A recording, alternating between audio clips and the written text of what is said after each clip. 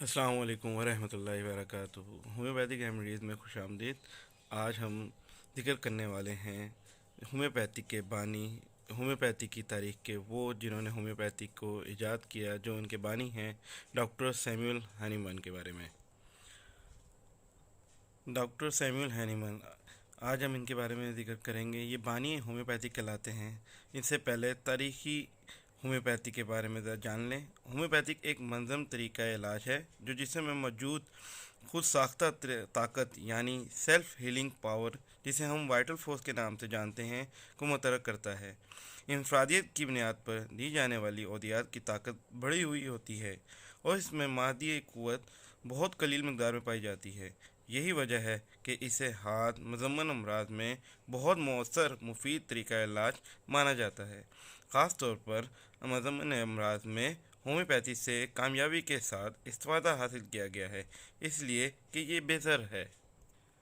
Homeopathy دو یونانی الفاظ کا مجموعہ ہے۔ ہومیو کے معنی مشابہ یا یکساں کے ہیں اور فٹوس کے معنی عارضہ یا بیماری کے ہیں۔ ہومیوپیتھی کی ابتدا ڈاکٹر ہینیمن کی جستجو، ان کے فیصلے، تعلیمات اور تحریر پر مبنی ہے۔ Doctor Samuel Christian Friedrich 10 April 1755 یعنی کہ 1755 کو جرمنی کے قصبہ میسن میں پیدا ہوئے۔ آپ کے والد اس قصبہ میں قائم ایک چینی کے برتن بنانے کی صنعت سے وابستہ تھے۔ گرائمر اسکول سے ابتدائی تعلیم حاصل کرنے کے بعد انہوں نے میسن میں پرنس آف اسکول آف سر آرفا میں تعلیم حاصل کی۔ 1775 یعنی کہ 1775 کے اوائل میں ہینیمن نے میسن سے لیپزگ کا سفر طے کیا اور لیپزگ یونیورسٹی میں دن کو لیکچر لیتے اور رات کو ذریعہ معاش کے طور پر مختلف کتب کو انگلش سے جرمن زبان میں ترجمہ کرتے رہے۔ لیپزگ میں چونکہ پریکٹس آف ہومیو میڈیسن کے مواقع نہ تھے، اس لیے 1777 یعنی 1777 میں ہینیمن کو وائنا منتقل ہونا پڑا۔ 2 سال میں انہوں نے میڈیکل ٹریننگ مکمل کی اور 1779 میں یعنی 1779 میں گریجویشن کے لیے یونیورسٹی آف ایرلانجن جرمنی چلے گئے، جہاں 24 سال کی عمر میں ہینیمن نے اپنا تحقیقی مقالہ پیش کیا، جس پر انہیں ایم.ڈی ڈگری آف میڈیسن کا ایوارڈ دیا گیا۔ 1780 میں ہینیمن مینسفیلڈ کے ایک قصبے ہیٹسٹیڈل چلے گئے، مگر یہاں پر نہ تو مناسب نوکری ملی اور نہ ہی ذہنی طور پر مطمئن ہو سکے۔ اسی وجہ سے صرف 9 ماہ بعد 1781 یعنی 1781 میں دساؤ چلے گئے۔ یہاں پر ہینیمن کی دلچسپی کیمسٹری میں بڑھی اور وہ ایک قابل کیمسٹ مانے گئے۔ ڈاکٹر ہینیمن اس زمانے کی پریکٹس کے طریقوں سے غیر مطمئن تھے، کیونکہ سائنس اس وقت اپنی ابتدائی حالت میں تھی۔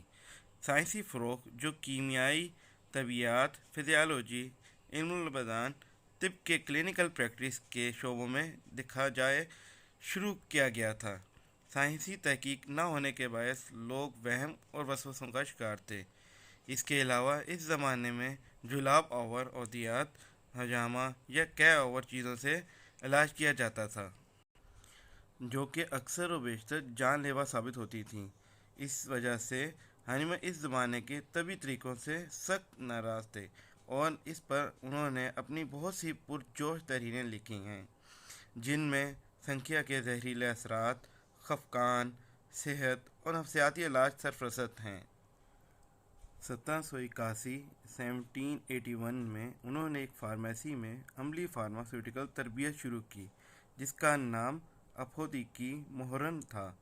1 سال بعد انہوں نے لیپولڈائن ہینریٹی کولچلر نامی عورت سے شادی کی، جس سے ان کے 11 بچے ہوئے۔